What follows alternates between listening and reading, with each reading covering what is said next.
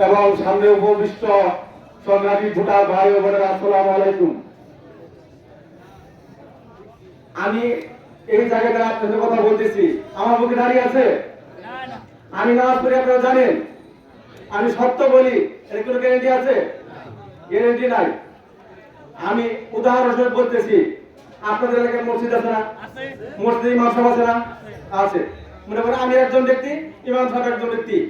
আমি বললাম আগামীকাল 12টার সময় এই শেরপুর জেলাতে প্রচন্ড শিলাবৃষ্টি হবে, আপনাদের বিশ্বাস হবে? কেন হবে না? কারণ আমি যে বিশ্বাস হওয়ার মতো কোনো কর্ম আমার দ্বারা হয় না, এটাই তো স্বাভাবিক। এই জন্য আপনারা বিশ্বাস করবেন না।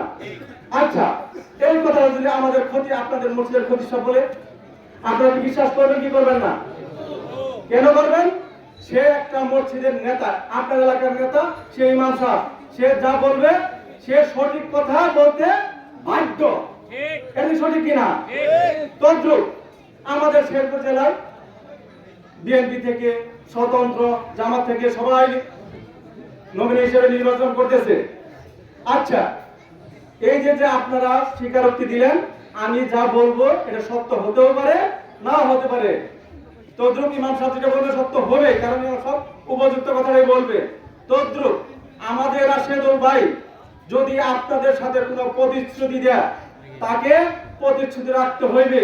তার কারণ সে একটা ইসলামী দলীয় নেতা, তাকে হিসাব করে কথা বলতে হবে।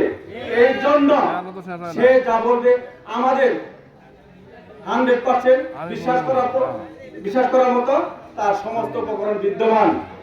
এই জন্য আপনাদের অনুরোধ হবে যে আমরা চিন্তা করে দেখবো, আমরা কি করে দেবো আগামী 5 বছর আমরা কার হাতে ক্ষমতা করে দেবো, কে আমার কথাটা রাখবে, এই চিন্তা ভাবনা করে আপনারা দাঁড়িপাল্লার প্রতীকে একটি করে ভোট দিবেন। এই বলে আমি আমার বক্তব্য শেষ করছি। আসসালামু আলাইকুম।